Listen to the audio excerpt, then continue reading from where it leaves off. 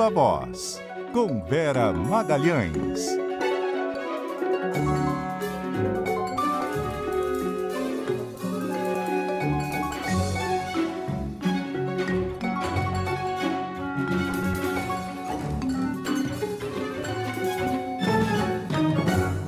Vera Magalhães, boa tarde para você. Oi, Cássia, boa tarde para você, boa tarde para os ouvintes, para os telespectadores, você de verde e eu de tricolor aqui. Olha aí. Então tá cada uma no seu time. Ô Vera, a gente agora há pouco estava tendo informação ao vivo de Brasília, a Mariana Machado trouxe para a gente um resumo, né, do que foi a reunião com a equipe responsável pela articulação política do governo. O presidente Lula chamou essa reunião, esse tema é uma grande pedra no sapato do governo desde o início, né, desse mandato. Agora, isso é o que a gente está dizendo, Vera, porque o ministro das Relações Institucionais, Alexandre Padilha, saiu da reunião dizendo que o governo não está, sendo derrotado naquilo que é essencial. É, como se não fosse muito grave, como se tivesse tudo bem, nós temos consciência do perfil ideológico do Congresso, o governo sabe que não vai ser bem sucedido nessas pautas, mas está sendo bem sucedido na agenda essencial, que é a agenda econômica. Só que me parece, Cássio, que primeiro o ministro está minimizando os problemas. Segundo, que ele está com um retrato estanque do ano de 2023 e que não foi atualizado para 2024. Sabe como aqueles mapas do Google que ficam muito tempo sem passar no endereço e não atualizam algumas informações? Me parece que esse é o retrato que o ministro tem do que está acontecendo no Congresso, porque mesmo a agenda econômica não está deslanchando esse ano. Ela teve muitas dificuldades, ela começou travada por aquela MP que tentou resolver uma série de assuntos sobre os quais o Congresso já tinha se manifestado.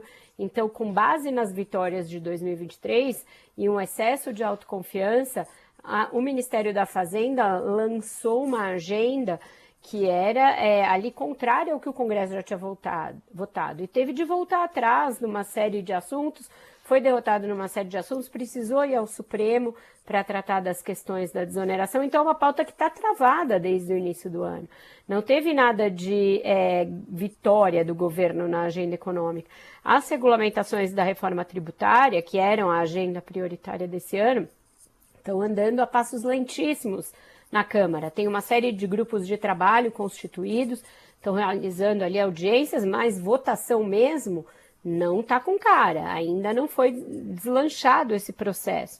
E reunir os líderes Jacques Wagner, Randolph Rodrigues e José Guimarães me parece falar com os seus, ficar ali falando para dentro num momento em que o governo precisa agir com os partidos que não estão votando com ele. Então, se for necessário, o presidente vai chamar, num segundo momento o presidente vai chamar. Acontece que é uma série de partidos que têm cargos no governo, que recebem emendas do governo, que tem uma série de demandas atendidas e não estão votando com o governo.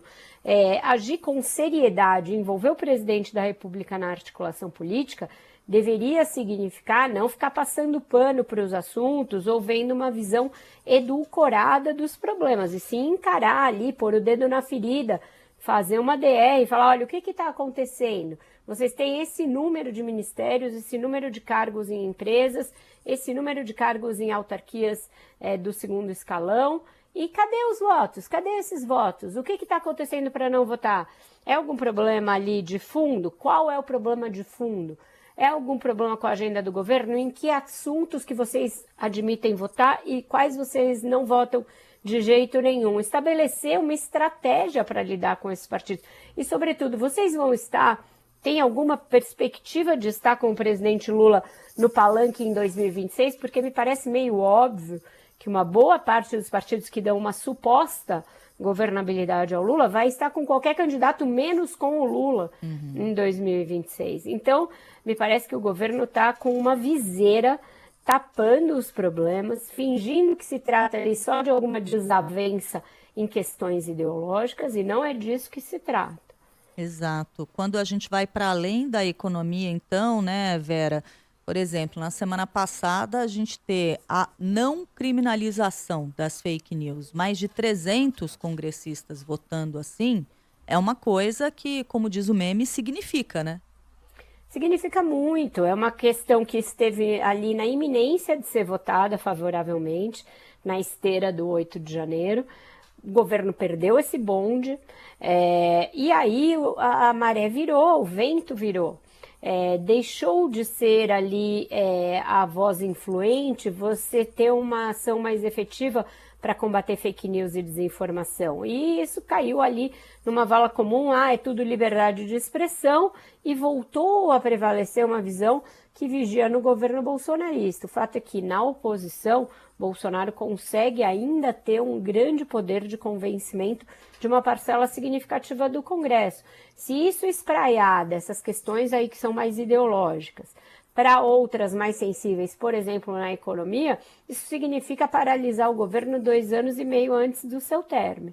O presidente tem de estar atento a isso e minimizar isso, tratar ali como uma coisa menor, a gente já previa, a gente já imaginava. Se vocês já previam e já imaginavam, por que então o presidente vetou aquele item das saidinhas? Para contratar uma derrota para si de propósito? Tem alguma inteligência numa estratégia desse tipo? Precisa marcar posição em algumas questões. Por quê? Não era um projeto do governo, era um projeto do Congresso. Deixa o Supremo decidir lá na frente. O governo precisa ter estratégia, sob pena de passar para a opinião pública, para toda a sociedade, uma imagem de fraqueza que só depõe contra ele mesmo. Vera Magalhães, obrigada pela análise. Vera, mais tarde novamente aqui conosco. Tem mais Viva Voz dentro do Ponto Final, ao lado da Carol Moran. Até mais tarde, Vera. Até mais tarde, um ótimo fim de jornal para vocês e a gente se fala no Ponto Final. Até mais. 1h41.